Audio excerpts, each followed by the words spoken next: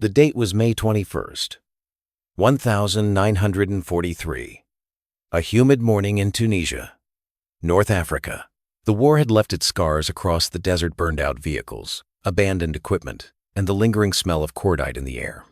But on this particular morning, something extraordinary was about to happen that would change the course of the entire war. Captain Richard Anderson stood before what looked like a sleeping monster. 56 tons of German engineering. A Tiger I heavy tank, sitting disabled in a wadi, its long 88mm gun pointed uselessly at the sky. For months, this machine had been the stuff of nightmares for Allied tankers. Now, for the first time, American engineers had one intact enough to study. "My God," Anderson whispered, running his hand along the thick armor plating. "So this is what's been tearing us apart." You see, by mid-1943, the Tiger tank had achieved an almost mythical status on the battlefield. German crews were destroying Allied tanks at ratios that seemed impossible, sometimes 10-1, even 15-1.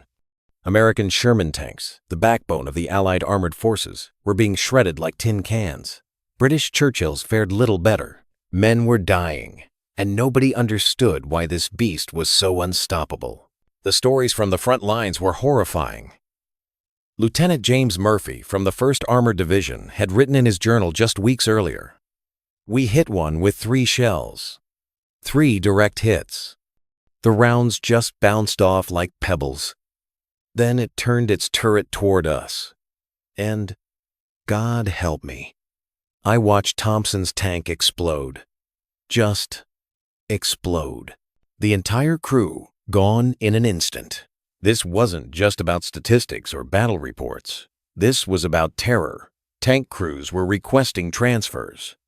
Some were refusing to engage Tigers altogether, calling in artillery or air support instead. Anything to avoid facing that monster in direct combat. The psychological impact was devastating. The German propaganda machine knew it too, plastering posters across occupied Europe showing the Tiger as an unstoppable iron predator. But here's what nobody knew yet. What Captain Anderson and his team of engineers were about to discover. The Tiger had a secret. Multiple secrets, actually. And some of them were shocking. The captured tank had been nicknamed Tiger 131 by the British forces who had first disabled it. A lucky shot had jammed its turret, and rather than destroy it, the crew had abandoned it during a chaotic retreat.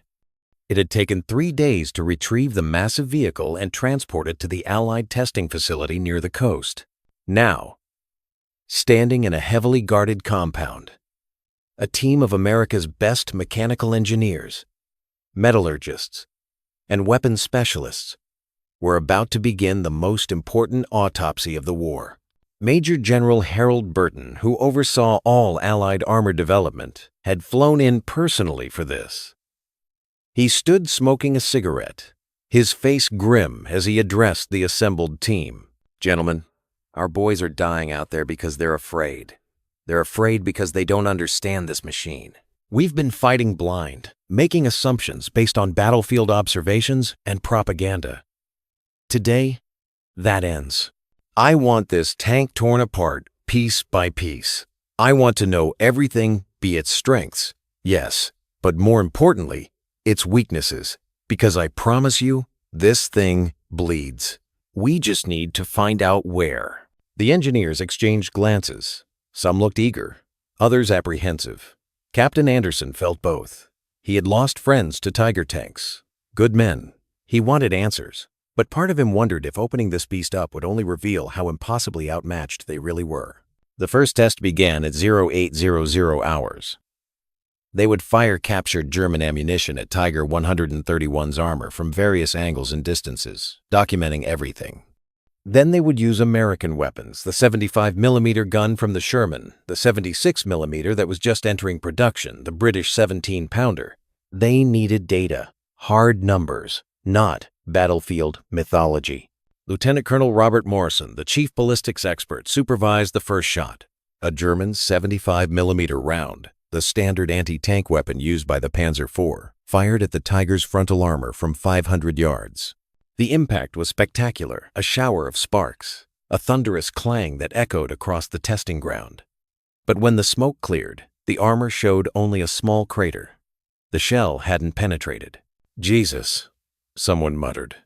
"That would have gone clean through a Sherman." They measured the armor thickness, 100 millimeters on the front, sloped at nearly vertical.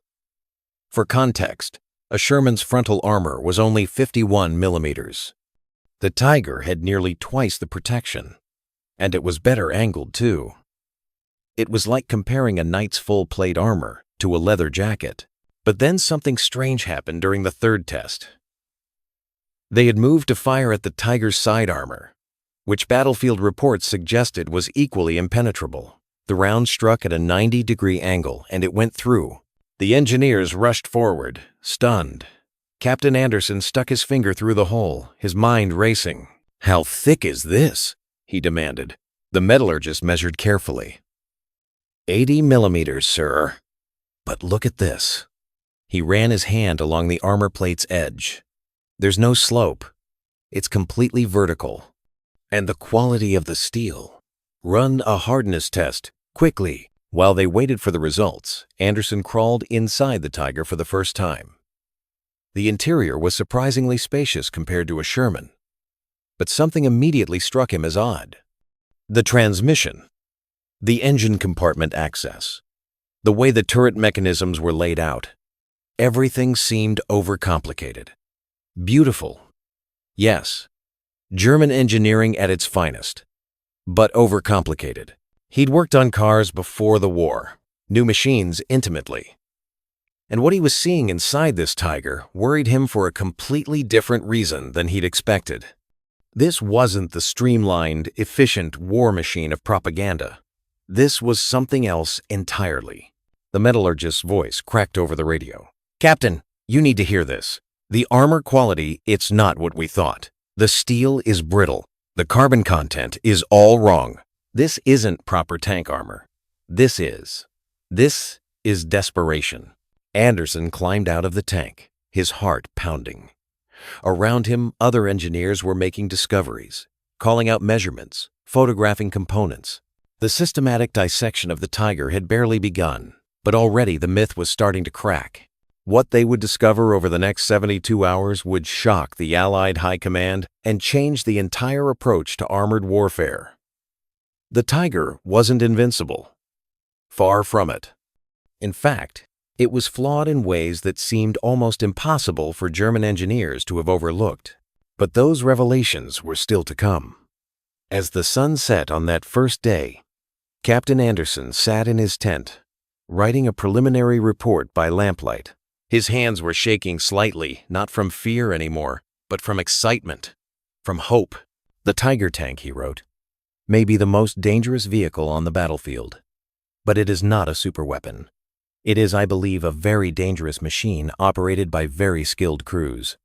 And if we can separate the two, if we can show our men exactly how to kill this beast, we can take away its power." He paused, then added one more line. "The Germans have been very clever, but they've also been desperate, and desperation makes you vulnerable in ways strength never could. Tomorrow, they would start the real work. Tomorrow, they would tear the Tiger apart and expose every single weakness. Tomorrow, the myth would die, and with it, the terror that had paralyzed Allied tank crews for months. The monster, it turned out, was mortal after all." Day 2 of the investigation began with a discovery so shocking that Captain Anderson had to verify it 3 times before he believed his own eyes. The engineering team had spent the night cataloging every component, every measurement, every detail of Tiger 131. But it was Sergeant Thomas Webb, a mechanical engineer from Detroit who had worked at the Ford plant before the war, who noticed something that would change everything. "Captain, you need to see this," Webb called out from beneath the Tiger's massive hull. His voice echoed strangely in the morning air. "The final drive. It's insane." Anderson crawled under the tank, flashlight in hand. What he saw made his blood run cold, but not from fear, from disbelief. The Tiger's final drive, the crucial component that transferred power from the engine to the tracks, was an engineering nightmare. It was positioned at the front of the tank, which meant that if it broke down, and it broke down often, the entire front armor had to be removed to access it. In the field, under combat conditions, "Sir," Webb said, his voice trembling with a mixture of anger and excitement, "this thing is designed to fail. The Germans put a component that needs constant maintenance in the most inaccessible location possible. It's like they wanted their own tanks to break down. But it got worse. So much worse. Over the next 6 hours, the team uncovered a cascade of fatal flaws that seemed almost incomprehensible for a machine that had terrorized Allied forces for months. Lieutenant Colonel Morrison discovered that the Tiger's tracks were incredibly complex. Each one had to be manually adjusted with specialized tools. In muddy conditions, common across European battlefields, the interleaved road wheels would pack with frozen mud and debris, effectively immobilizing the tank overnight. German crews had to spend hours every morning with blowtorches and hammers, desperately trying to free the wheels before they could move. They traded mobility for armor distribution, Morrison explained to the assembled team, pointing at technical drawings. These overlapping wheels spread the weight beautifully, but they're a maintenance catastrophe. A Sherman crew can replace a track section in 30 minutes. A Tiger? 4 to 6 hours. Minimum, and that's if nothing else goes wrong. Then came the revelation about fuel consumption. The numbers were staggering. Captain Anderson stood before a chalkboard, doing the math in real time as the petroleum specialist called out figures. The Tiger consumed fuel at a rate that seemed deliberately wasteful, about 1.3 miles per gallon on roads, and less than half that cross-country. "Gentlemen," Anderson said slowly, turning to face the room, "a Tiger tank has a range of approximately 60 miles before it needs refueling. 60 miles. Do you understand what this means?" The room fell silent. Someone whispered an oath. "It means," Anderson continued, his voice gaining strength, "that for every Tiger we see on the battlefield, there are probably 2 or 3 broken down somewhere behind enemy lines, out of fuel or waiting for parts. The Germans can't sustain these monsters. They're bleeding themselves dry, just keeping them running." But the most shocking discovery came on the afternoon of the second day, when the metallurgist, Dr. Eugene Harris, completed his analysis of the armor composition. Dr. Harris was a slight man, professorial, with thick glasses that he constantly adjusted. But when he called the senior officers together, his hands were steady and his voice was firm. "The armor is substandard," he began without preamble. "Not just substandard, it's desperately inadequate given what the Germans were trying to achieve." He held up a metal sample, a piece of the Tiger's side armor that had been cut away for testing. Proper tank armor requires specific alloying elements: manganese, chromium, nickel, molybdenum. These make the steel tough and resistant to cracking. But Germany is running out of these materials. They're conserving them, rationing them. So instead, they've increased the carbon content to make the armor harder. But hardness without toughness is catastrophic. This armor is brittle. It shatters rather than deforms. He picked up another sample, this one showing spalling damage. The inside surface had fractured even though the shell hadn't penetrated. "When a round hits this armor," Harris continued, "even if it doesn't penetrate, it sends fragments of steel flying inside the tank, like shrapnel. It can kill the crew without the shell ever breaking through. And if you hit it at the right angle, with enough force, the entire plate can crack like glass." The implications hung in the air like smoke. Major General Burton, who had been silent throughout most of the presentation, finally spoke. "Are you telling me that the Tiger's armor is actually a liability?" "In some situations, yes, sir," Harris replied. "The frontal armor is still formidable if you hit it straight on. But the sides, the rear, anywhere the armor is vertical or near vertical, those are death traps. And our new 76mm gun, the one we're about to deploy, it'll go through the side armor like paper at any reasonable combat range."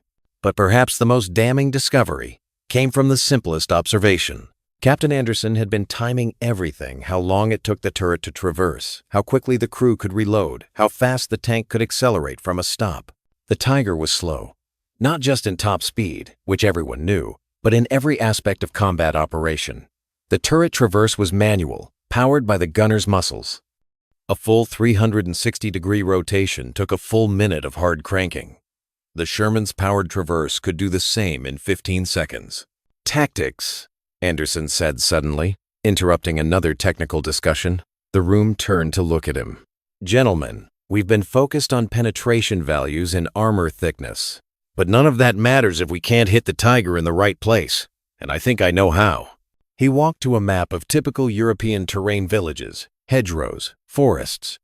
The tiger is a long-range killer.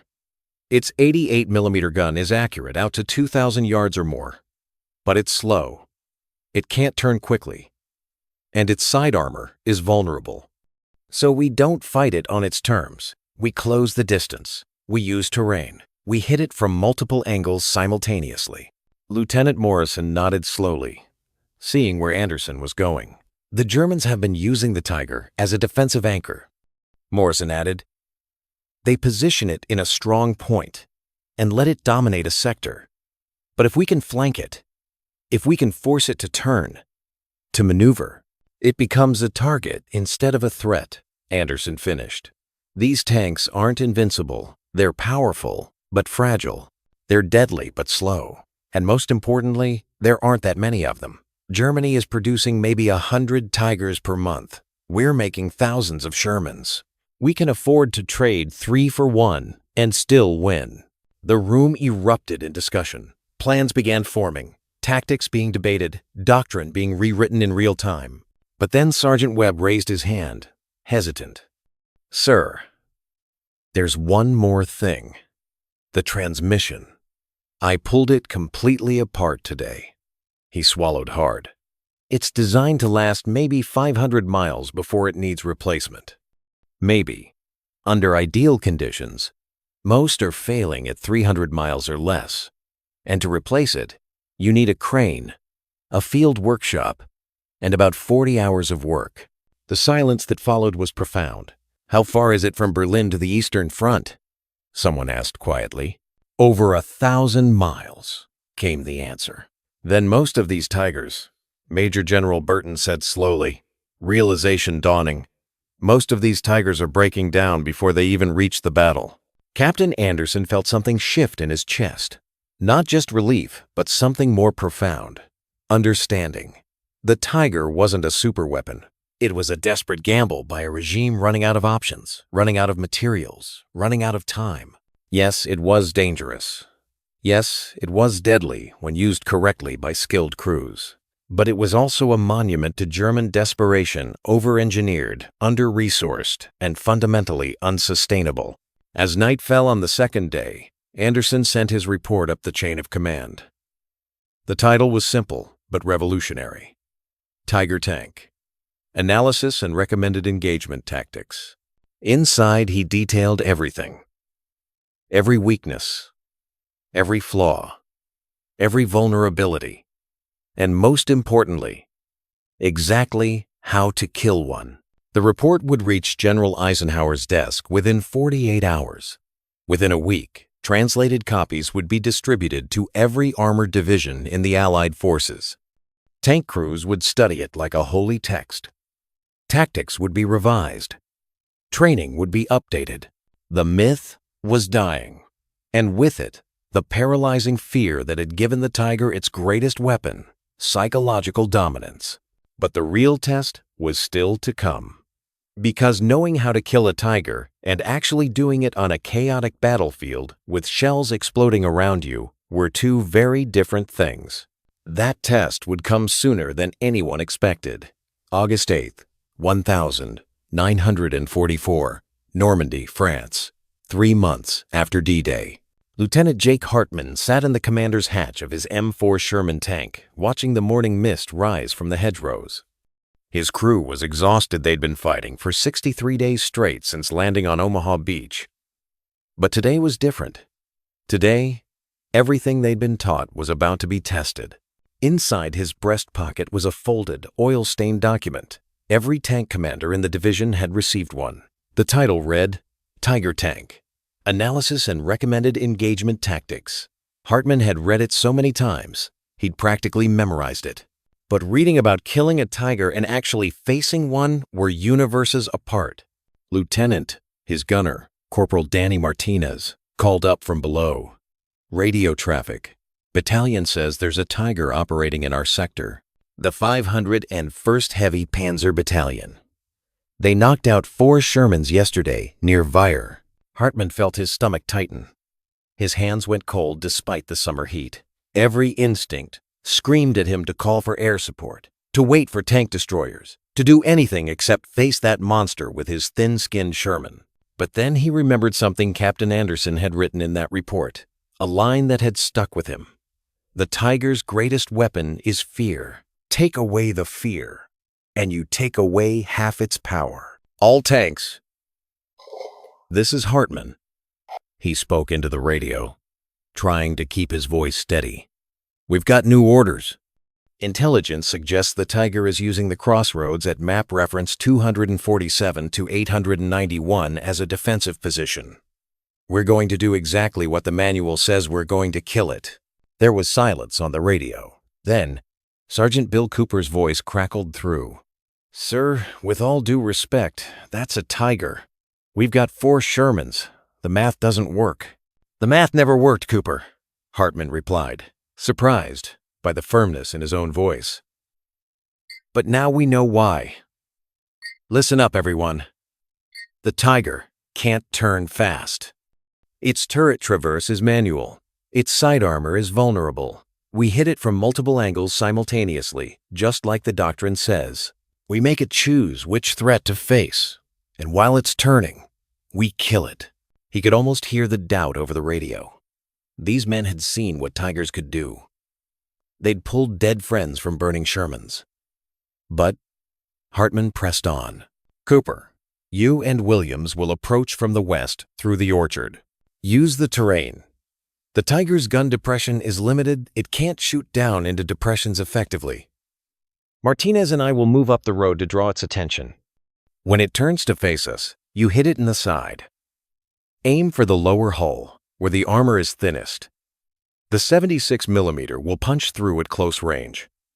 Questions? Aim. Yeah, Cooper said after a moment. What if this doesn't work? Then we die, Hartman said flatly. Same as if we run. Same as if we wait. At least this way, we're fighting smart instead of scared. Now, let's move. The 4 Shermans separated, engines rumbling as they maneuvered through the devastated French countryside. Hartman's heart hammered against his ribs. The report had said the Tiger was vulnerable. The report had provided tactics. But reports didn't bleed, didn't burn, didn't die screaming inside a metal coffin. They crested a small rise, and there it was. The Tiger sat at the crossroads like a medieval fortress, its long 88mm gun covering the main approach. Even from 800 yards away, it looked massive, impossible, invincible. Hartman saw the distinctive black cross on its hull, the commander's head visible in the cupola. Driver, halt, Hartman ordered. His voice sounded strange in his own ears. Martinez, load armor piercing. We're going to get his attention. Sir, he's out of our effective range, Martinez protested. We can't hurt him from here. I know, but he doesn't know that we know that. Fire one shot, miss high. Make him think we're stupid tankers who don't understand his capabilities. Martinez fired. The Sherman rocked with the recoil.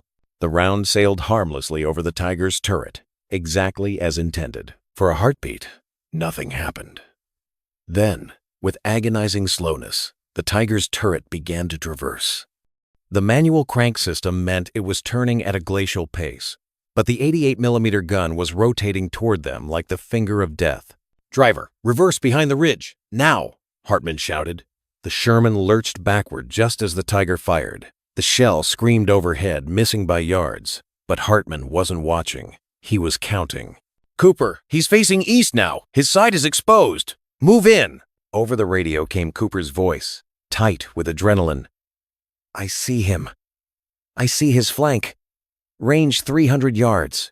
What happened next took less than 15 seconds, but felt like hours. Cooper's Sherman burst from the orchard. its 76mm gun already traversing toward the Tiger's exposed side armor. The German crew spotted the threat. Hartmann could see the commander screaming orders, see the turret beginning its slow manual traverse back toward the new threat. But it was too late, too slow. Cooper fired. The armor-piercing round struck the Tiger's side armor at a 90-degree angle, exactly where the report said it was thinnest, exactly where the brittle steel was most vulnerable. The round punched through. For a moment, nothing seemed to happen. The Tiger just sat there, engine idling. Then smoke began pouring from the hatches. The crew bailed out, scrambling away from their disabled beast as flames started to lick from the engine compartment. "We got him," Martinez whispered from below. "Holy Mary, Mother of God. We actually got him." Hartmann couldn't speak. He just stared at the burning Tiger, at the monument to German engineering prowess sitting helpless and smoking in a French crossroads. The report had been right. Everything had been right. But more importantly, they had been right. They had used their heads instead of their fear. They had used tactics instead of raw firepower. They had won. Over the next 3 weeks, word spread through the Allied armored divisions like wildfire. The Tiger could be killed. Not easily, not without cost, but it could be done. Tank crews studied the report religiously. They shared stories of successful engagements. They developed new tactics, refined the old ones, learned from every encounter. September 15th, 1944. A Sherman platoon ambushed 2 Tigers near Aachen, using the exact tactics Hartmann had employed. Both Tigers destroyed, 1 Sherman damaged. October 3rd, 1944. British Shermans with the new 17-pounder gun knocked out a Tiger at 1,200 yards by targeting the turret ring. Another weakness identified in Anderson's report. October 27th, 1944. American tank destroyers used the Tiger's poor reverse speed against it, forcing one to back into a concealed position where its engine caught fire from overheating, another mechanical weakness the report had documented. The numbers began to shift. The kill ratios that had once favored the Tigers so dramatically started to even out, not because Allied tanks had gotten better armor or bigger guns, though those were coming, but because Allied tank crews had gotten smarter. They stopped fighting the Tiger on its terms. They used terrain. They used speed. They used numbers. They exploited every weakness that Captain Anderson and his team had discovered during those 3 days in Tunisia. By November 1944, the Tiger was still dangerous, still deadly when used correctly. But it was no longer unstoppable. It was no longer the nightmare that made veteran tank crews request transfers. It was just another enemy tank. A powerful one, yes, but one with known weaknesses and proven counters. Lieutenant Hartmann survived the war. He went home to Nebraska, married his sweetheart, never talked much about what he'd seen, but he kept that oil-stained report folded in his breast pocket for the rest of his life, because that report had done something no weapon could do. It had taken away the fear, and in taking away the fear, it had taken away the Tiger's greatest advantage. Captain Anderson would receive a commendation for his work on the Tiger analysis, but he never saw it as his greatest achievement. Years later, in an interview for a military history journal, he was asked what he was most proud of from his service. "The report?" he said, shaking his head. "The report was just information. What I'm proud of is what those tank crews did with that information. They could have read it and still been scared. They could have known the weaknesses and still died. But they didn't. They took that knowledge and they turned fear into confidence. They turned intelligence into action." He paused, looking out the window of his home at the peaceful American suburb beyond. The Tiger tank wasn't defeated by better tanks or bigger guns. It was defeated by men who refused to be scared anymore. Men who understood that every monster bleeds if you know where to cut. That's what I'm proud of. Not the report. The courage to believe in it. But there was one more chapter to this story. One final revelation that would complete the picture of just how vulnerable the mighty Tiger truly was. And it came from the most unlikely source imaginable, the Germans themselves. March 1945. Germany was collapsing. Allied forces were driving deep into the Reich from both east and west. And in a captured German tank factory outside Kassel, Captain Richard Anderson was about to discover the final, shocking truth about the Tiger tank program. He'd been reassigned to the Intelligence Corps, tasked with evaluating captured German production facilities. But nothing could have prepared him for what he found in the factory records. The documents were meticulous. The Germans kept records of everything. Production numbers, maintenance logs, operational reports, loss statistics. Anderson sat in a cold office, surrounded by filing cabinets full of the Tiger program's complete history. And what he read made him feel something he hadn't expected. Pity.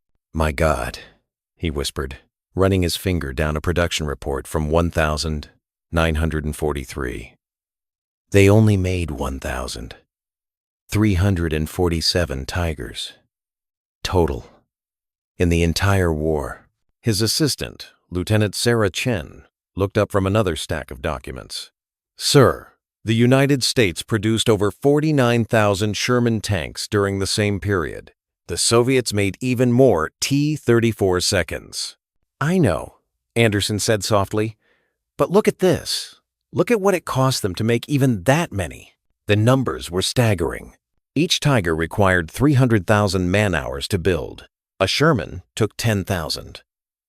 The raw materials for one Tiger could have produced 3 Panzer IVs or 7 Stooge 3 assault guns. The Germans were bleeding their economy dry to produce a weapon that spent more time in repair shops than on battlefields. But it got worse. So much worse. Anderson found the maintenance records next. His hands actually trembled as he read them. "Lieutenant, listen to this," he called out. The average Tiger tank spent 50% of its operational life undergoing repairs. 50%.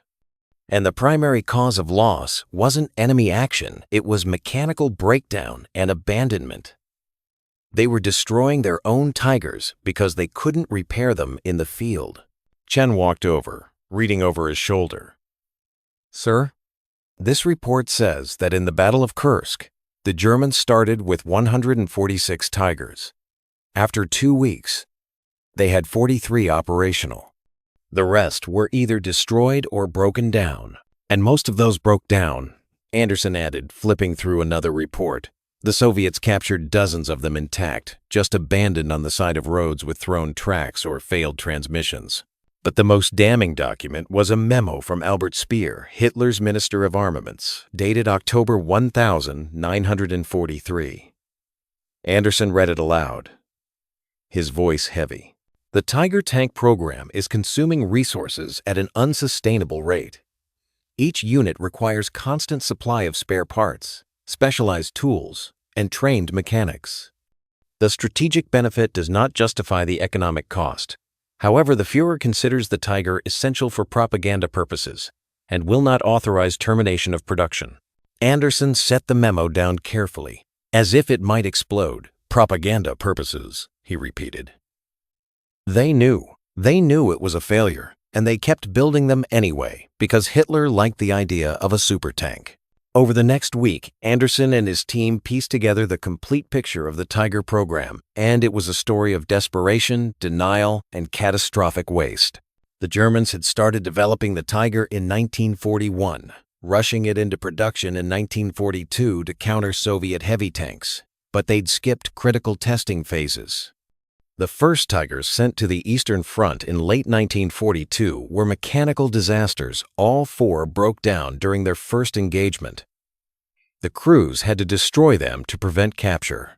The interleaved road wheels, that brilliant design feature that German propaganda highlighted, it was actually a desperate compromise.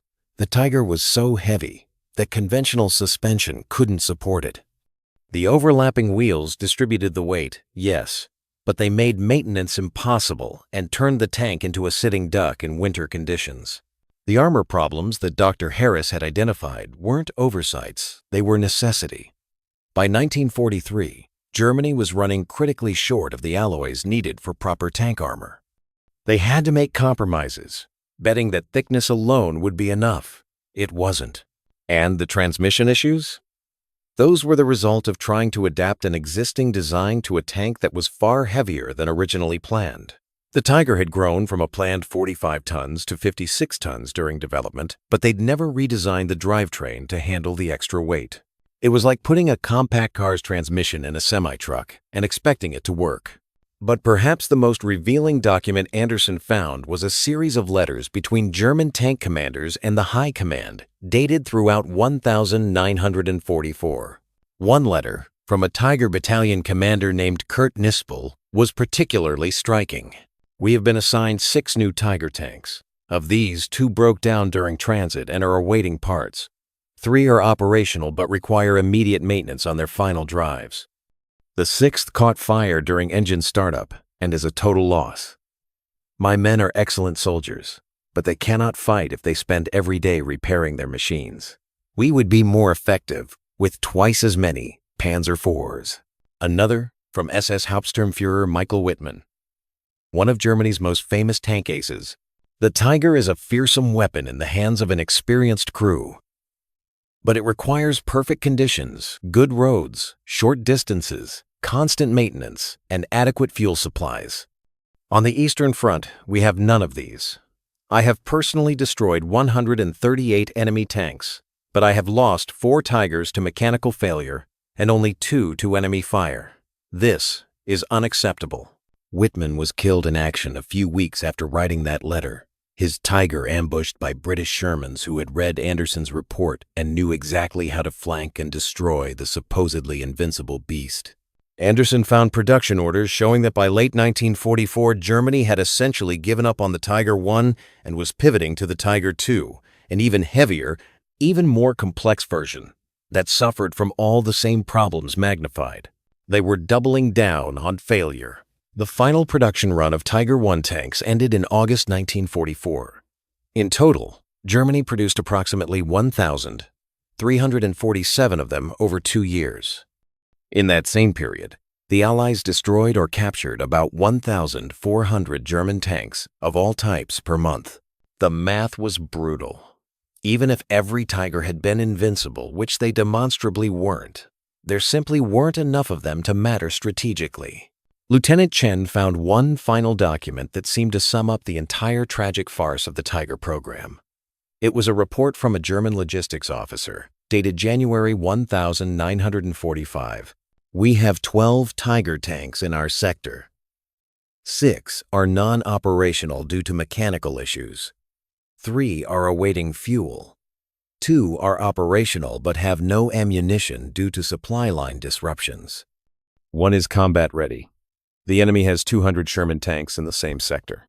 I have requested either adequate supplies or permission to destroy the Tigers and reallocate the crews to infantry units." Request denied. "We are ordered to maintain the Tigers for psychological impact on enemy forces." Anderson sat back in his chair, the weight of understanding settling over him like a blanket. The Tiger tank hadn't just been defeated by Allied tactics and engineering analysis. It had been defeated by mathematics, logistics, and the simple reality that no amount of engineering brilliance could overcome strategic stupidity. The Germans had built a machine that was too heavy, too complex, too expensive, and too unreliable to be effective at scale. And they'd done it because Hitler wanted a propaganda weapon more than he wanted an effective military tool. The Allied intelligence teams would later calculate that the total cost of the Tiger program, including development, production, maintenance, and logistics, could have produced approximately 20,000 Panzer IV tanks instead. Reliable, proven, effective tanks that could have been maintained in the field and supplied adequately. The strategic implications were staggering. Germany had essentially sabotaged their own armored forces in pursuit of a superweapon that existed more in imagination than reality.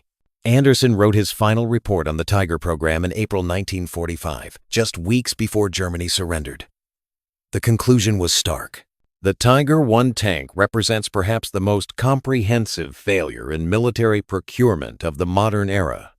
Despite superior firepower and armor protection, the vehicle's mechanical unreliability, logistical burden, and production costs rendered it strategically irrelevant. The Germans would have been significantly better served by producing larger numbers of simpler, more reliable tanks.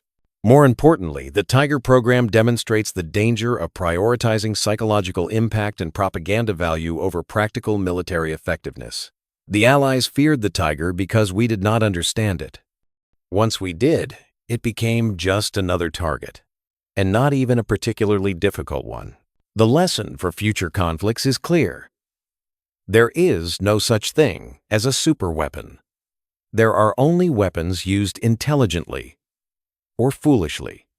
The Tiger was used foolishly by an increasingly desperate regime that confused engineering achievement with strategic wisdom. Years later, in 1962, Anderson was invited to speak at the Army War College. By then, he was retired, a grandfather, living quietly in Virginia. But they wanted him to talk about the Tiger tank investigation. He stood before a room full of young officers and told them the story, the fear, the investigation, the discoveries, the victories. But he ended with a warning. Gentlemen, the Tiger tank wasn't defeated because we built better tanks. It was defeated because we asked better questions. We didn't ask, how do we match their firepower? We asked, why does this machine work, and where are its weaknesses? The Germans built the Tiger to dominate battlefields. But they forgot that wars aren't won on battlefields alone. They're won in factories, in supply depots, in maintenance facilities. They're won by logistics, by sustainability, by the unglamorous work of keeping armies moving and fighting. The Tiger was a mechanical masterpiece that consumed the resources of 3 simpler tanks, broke down constantly, and spent more time being repaired than fighting. It was, in the end, a monument to the danger of pursuing perfection at the cost of practicality. He paused, looking at the young faces before him. If you remember nothing else from today, remember this. Your enemy's greatest weakness is often hidden in what appears to be their greatest strength. The Tiger's thick armor made it heavy and unreliable. Its powerful gun required a huge, complex tank to carry it. Its psychological impact made the Germans reluctant to abandon it, even when the numbers showed it was failing. They built a legend when they needed a workhorse. We built workhorses, and we won the war. That's the lesson of the Tiger tank. The room was silent for a moment. Then someone asked, "Sir, do you think we could make that mistake? Could we build our own Tiger?" Anderson smiled sadly. "Son, every generation thinks they're too smart to repeat the mistakes of the past. But human nature doesn't change. Yes, we could absolutely build our own Tiger. We probably will. Eventually. The real question is whether we'll be smart enough to recognize it before it's too late." In the decades that followed, military historians would debate the Tiger tank endlessly. Some would point to its successful engagements, its fearsome reputation, its technical innovations. Others would focus on its failures, its costs, its strategic irrelevance. But Captain Richard Anderson, the man who first looked past the legend to see the reality, had already delivered the final verdict on that May morning in 1943, when he crawled out of Tiger 131 and realized the truth. The monster was mortal. It always had been. The Tiger tank program cost Germany the equivalent of 20,000 simpler tanks, consumed resources that could have kept their armies supplied and mobile, and delivered a weapon that spent more time broken than fighting. It was a masterpiece of engineering that became a strategic disaster. And that, perhaps, is the most shocking fact of all. The Tiger tank wasn't defeated by American ingenuity or battlefield heroics, though those played their part. It was defeated by its own contradictions, its own impossible demands on German industry and logistics. The Allies learned to kill Tigers. But Germany had already killed the Tiger program by the time they understood what they'd created. A legend that consumed more than it could ever deliver. In the end, the Tiger tank stands as a perfect monument to a simple truth. In war, as in life, the most dangerous opponent is often yourself.